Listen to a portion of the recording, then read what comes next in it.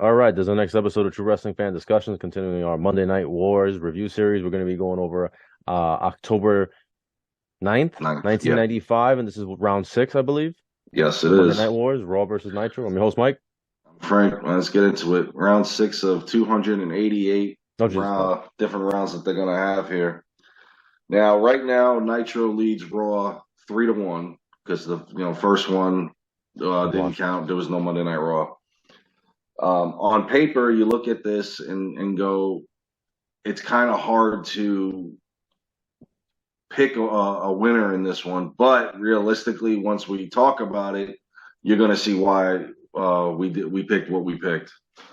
So you got Monday Nitro coming out of Chicago, technically Rosemont, but they said Chicago. Doesn't matter, same thing. Eric, Mongo, and Bobby, they're wearing the Chicago Bears Hmm. jerseys. I love it. Mongo's wearing his old 76. Bischoff's got his number one naturally, and of course Bobby's got the question mark. Good old Bobby, man. And then, of course, on Raw, you got Jerry and you got Uncle Vinny. So, which by the way, I know you didn't see Fastlane, but what's his name was there? Declan McMahon, the running back for Indiana. And it's hard to believe when you watch WrestleMania 20 and you see that the Vince and Shane holding the baby. That's Declan. Well, I'm so old right now, dude, but he looks pretty good, and I hope to God he stays to football and not wrestling. Just a quick side note. All right, back to Nitro. Now, how we started off, how last week it started off with Flair coming out, ripping hmm Bischoff's mic off, demanding Arn Anderson. Well, this week Sting comes out before it all starts and says he's got a solution for the Macho Man Lex Luger controversial thing that's going on with him. I got a perfect thing for her too, Sting. Stay out of it. hmm Let them fight it out. I mean, I You don't know, Sting's understand trying to be where they're peace. He's getting trying to be involved. peacemaker. He's trying to be Yeah, and peacemaker. what did that get him? That almost got him a match with Savage on this night. So Sting not only doing that, he's the opening match on their card for the United States Championship. Sting's defending it against Shark. Why? I have no idea. Why they changed his name, I have no idea. Avalanche was working. It could have worked in Dungeon of The Doom. last days of Shark too, right? Pretty much before they start shaving half of his head and he just goes by John Tenta. And by that point, it's 1 foot out the door and I'm Golga bound. But unfortunately for this guy, but I mean, I still liked him back then. I liked him as Earthquake. Yeah. When he went there as Avalanche, I was like, okay, this could work. And then they killed it, like many other things. And to make matters worse, this was a squash match. Yeah, I the mean, fans were booing. So Sting they wins. really, Spoiler they alert: really Sting were. wins. Yeah, Squash naturally. match, and the fans were booing. Now, Shark was doing all his dominant stuff, a splash, his body slam, everything was doing it. And then all of a sudden, Sting just gets up, two stinger splashes, and a crossbody drop off the Top top rope. Yeah, rope, that's it. and See he ya. keeps the United States title. And this match was literally just over a Yeah. minute. Blink if you miss That's it. Blink if you miss it. seriously that was it was very bad. Yeah. Not bad for Sting, but bad for Shark. They And were at just this strapped point, for the Dungeon time. of Doom. Yeah, I I they might think have just been so strapped for time. because they have four matches tonight, plus the Luger drama, plus Hogan. Yeah, Remember Hogan got attacked last week, and now there's he's a lot coming of out. They had a lot to they cover had a in lot to 46 cover. minutes. Yeah, Now, from Monday Night Raw, they just had two matches tonight yeah. on this card, and which was really ridiculous considering they also used a filler to show you the entire match pretty much of Bret Hart and Isaac Yankem for SummerSlam, which was ridiculous. But their opening match was really good, and it was Shawn Michaels, the Intercontinental Champion, WWE Champion Diesel, and The Undertaker versus Owen Hart, British Bulldog, and Yokozuna. This is where Diesel's losing streak starts, and it's not going to get any better for him because they lose this match. Spoiler before we actually get into it. He loses I believe, to Waylon Mercy the following weekend. I believe it was a count out. And then he goes to In Your House and loses to the British Bulldog, I believe, on a disqualification. But his losing streak was starting to mess with his psyche, and he's no longer the cool dude with attitude anymore, unfortunately. But this is also the first Monday Night Raw that we're covering on these wars that he's actually, the match, champions yeah. actually in a match, Yeah. which made it interesting. And what I liked about this was you get, one more time you get Undertaker and Yoko going at it, because once that bell hit, you saw Yoko's face. 1994 kind of clicked into his head there. I mean, and you just look at the talent in the ring and and then you know what's coming, what's ahead of you. The famous Shawn Michaels Taker rivalry, Diesel and Taker 6 months away from facing each other. I mean, that was going through my head as I'm watching this match, and this match was pretty good. And I did like that, even though Taker, Shawn, and Diesel did not get the victory, the fact that they Bulldog power slammed Diesel, and of course he didn't get the pin right away. It took a Yoko leg drop, and then Bulldog gets the pin. Right, yeah. He gets Undertaker had saved him. Yeah. And so Bulldog gets the pin on Diesel, a guy that in 2 weeks at In Your House he's going to face for the title. And that's the curse, though. That's the curse. If you get over on somebody, you're either going to lose or you're just not going to get the title when you face them. Exactly. Right before. If you get over on somebody before a pay-per-view, that's the curse. Yep. And of course, during this match, you had Waylon Mercy coming out, spotting Diesel. Like I said, the coming weekend, he's going to face him in a non-title match. Then Dean Douglas is down there taking notes on Shawn. Well, he attacks Shawn Michaels, doesn't he? After the match, it was all hell broke loose. Mabel came down, Douglas came down. It was a Pier 6 brawl. Where were the smoking guns at this point? They couldn't be bothered. Shawn and Diesel come and help them a couple of weeks prior. Sorry. But yeah, didn't work for them. This was like, how would Jim Ross put it? This was like payday night in Muskogee. Oh yeah, this was a slobber knocker. They were whooping the hell out of them. Mabel and Yoko were working over the Undertaker. Bulldog's taking out Diesel. Owens off in the corner for a little bit, but then he comes into the mix. And of course, Dean Douglas is whooping on Shawn Michaels. And they spent most of the time. Now, this match was only almost 12 minutes. And Monday Night Raw is going to run 46 minutes. That's with after the commercials. So they come back from commercial. They spend a good amount of time checking on these guys and whatnot. It's almost like Vince didn't have a sheet for this, a run sheet for this night, which was pretty bad. Because this match right here, to me at first, just looking at it, had me thinking Monday Night Raw could possibly win this match tonight over Nitro. Wrong. Exactly. So let's go over to Nitro for a little bit, because we're going to have to, because we've only got one Raw match left. They showed what happened last week on Nitro when Hogan was attacked by Norman Bates, or Kevin Sullivan, dressed up as a woman, shaving his mustache. Hogan's now going to the dark side, brother. And then following that, now we've got the next match on the card. It was JL versus Sabu. We're going to see this match again at Halloween Havoc. And of course, we've already done Halloween Havoc, so it kind of feels weird that we've done that. We're still behind it. We're behind it, yeah. But this match was just as good. I mean, Sabu gets the victory. I was glad to see that, finally. I mean, I don't know. Now, Sabu went off the top rope. I don't know. Maybe you can tell me what you thought of it. Did he miss the Hurricanrana, or did he botch the Hurricanrana? I don't know.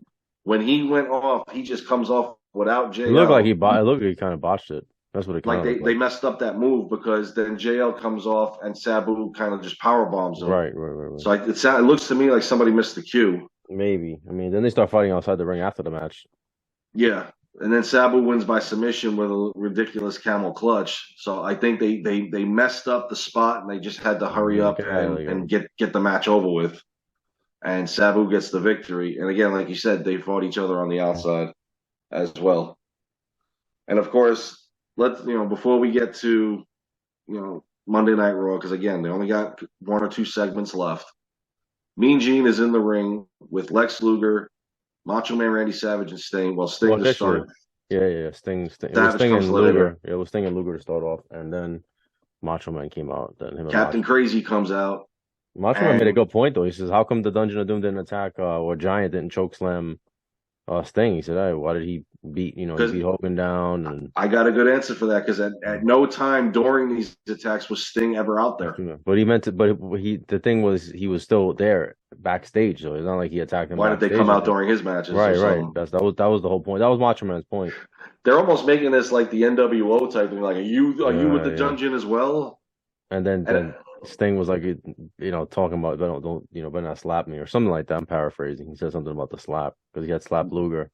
yeah, and then of course, that Savage, Savage is making that like an act of war, like you want a match with me. Mhm.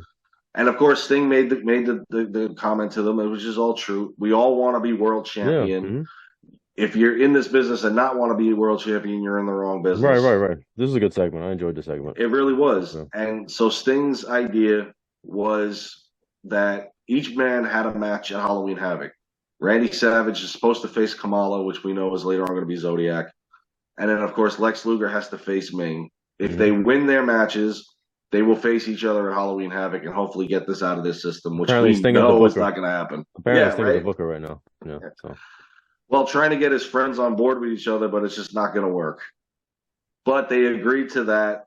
Savage, he's not attacking Sting anymore. He likes it, he shakes his hand, so they go off into the sunset. Sting's about to have his issue with the yeah. Four Horsemen, so leave that man alone. Again.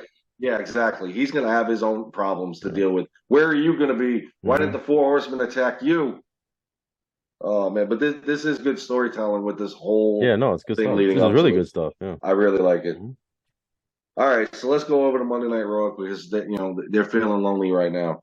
They showed last Monday what happened with Bret the Hitman Hart and Jean Pierre Lafitte, why they had to show it. I have no idea. I have no idea. And then, of course, the whole Bret Hart, Jerry Lawler fiasco where Isaac Yankem came down and attacked him. It Mhm. was announced that the following week, Bret will face Isaac Yankem, and I believe it's in Steel a steel cage. cage. Steel cage. And Yeah. if Jerry Lawler gets involved, he'll be in his own little Yeah. cage. I'll be in a shark cage. Yeah. I don't know if this is going to be the worst match we see of this feud, or I know a couple of weeks from now, Brett and Hakushi are going to team up to face Lawler and Yankem. So I don't know which one's going to be worse. So thank God I don't remember these from back then that I'm watching them now. I don't even know how we got through 1995 as wrestling fans, bro. It was rough. It was rough. It really was. But that tells you that we were true wrestling fans. Because No, we were. if you stuck it out through I 1995, stayed. I stayed the you're course, a man. wrestling fan. Yeah, I said this has got to get better Yeah. Yeah. because it can't get any worse. But in any event, then of course they showed Bret Hart versus Isaac Yankem at SummerSlam. Why I have Just no to kill idea. time. And Jerry's always like, you gotta watch this match. Mm. Meanwhile, they could have had another two matches on this card, Mm. if anything. I mean, I granted, people in Grand Rapids that night saw about 4 Monday Night Raws Yeah. all get taped, but still, it's like it's almost like I said before that Vince didn't have a run sheet for this night and just totally like, let's just do whatever. I I don't don't know know. what they were doing. But in any event, before we get on to their main event, let's move over back to Nitro, where the next match on the card was Hawk versus Big Bubba Rogers. And Yeah. once again, Disco Fever Disco Fever. wants to Yeah, dance in yeah. the entranceway. He puts the hat And when on they the cut hook. his music, yeah, I love that part. When they No, the cut the shoulder press. music, he has his own. Oh, hold on, I got it on tape. Yeah. Excuse me. I guess they were So trying to get Hawk, him over. He was like the new age honky tonk man, I guess. yeah, it's not going to work for me. Not quite. Hulking Man was a good heel. But I did love when he snuck up behind Hawk, throws the hat on the spike, Yeah. and runs off. But this is not the last we're going to see of this. This was really bad. This is what I had a kind of a point against Nitro on this one because even as a singles wrestler, to me, Hawk can take Big Bubba Rogers one-on-one. But it gets a result of a count out because Disco Inferno comes back. And I'm looking at this and going, are you seriously going to start a program Yes. at all with Disco and Hawk? Animal, where the hell are you? He'll be back soon. Yes, thank God. But in any event, Big Bubba Rogers gets the victory, probably the only way he's going to get one. He gets a count-out victory over Hawk, which before that, between the two of them, the match was decent until they pulled this. So it was unfortunate. So now, following that, Mean Gene Okerlund interviewed Hulk Hogan. In the ring, he's No, dressed in all black. just no blacks. I'm Yeah, kind of digging it. still had the neck brace, and then he cut a Yep. promo on Vince without saying Vince McMahon's name. He cut a promo on Vince about New York. I worked for a guy up in New York, and his ego got so big, and then was talking about the Hulkamaniacs, and he came down here, and They've been rubbing Vince's nose in it since the first Nitro. That's all right. It's going to make it more interesting, more competitive.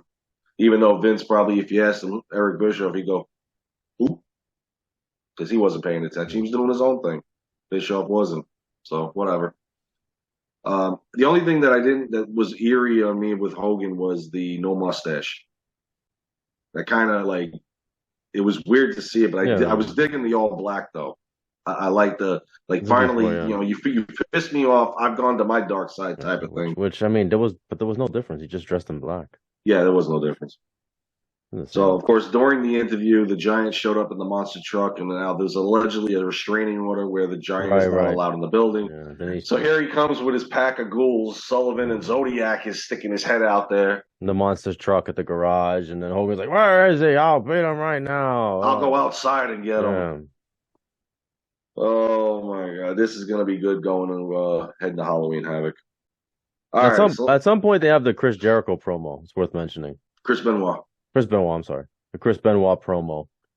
Where they show the limo. The limo pulls up and it's Chris Benoit coming out, and he's going to make his debut the following week. So with him with the kind of like the long hair like that, the mullet. Yeah, I didn't like it, but when he cut it back a little bit, it didn't take me long to become a Benoit fan in WCW. Maybe about 6 months. And for itself. Yeah. He was kind of like Dean Malenko with the ice cold expressions. He's there to wrestle and that's it. And it worked. I know Malenko is not one of your fans, not one of your favorites, but I'm sure Benoit was in there. Now let's finish with Monday Night Raw before we get to WCW because their main event is Fatu versus Skip. Fatu making a difference. This is when he was out making a difference. He ain't making a difference to me. All he's doing is making an ass out of himself. Skip doing the jumping jacks. Skip is doing jumping jacks in the ring. And... Oh my God, this was your main event on Monday Night Raw. Yeah. Meanwhile, the main event that they're competing against is Arn Anderson and Flair in a steel cage. But let's put Fatu and Skip out there. Okay. And the match was pure trash because I didn't like it. I didn't care. I didn't like this gimmick they gave Fatu. I thought this was like stupid. This whole thing with Skip has gone downhill since SummerSlam. I mean, the only thing good out there was Sonny. Pretty much. So, I mean, Skip goes for the flying headbutt, realizes, oh, wait, he's Samoan. That's not going to hurt him. Fatu gets up. He hits a splash from the top rope. Fatu gets the victory. And then, of course, now, to fill the last 15 minutes of Monday Night Raw, they're going to show you what happened earlier in the night with the six-man tag team match. In case you didn't see it.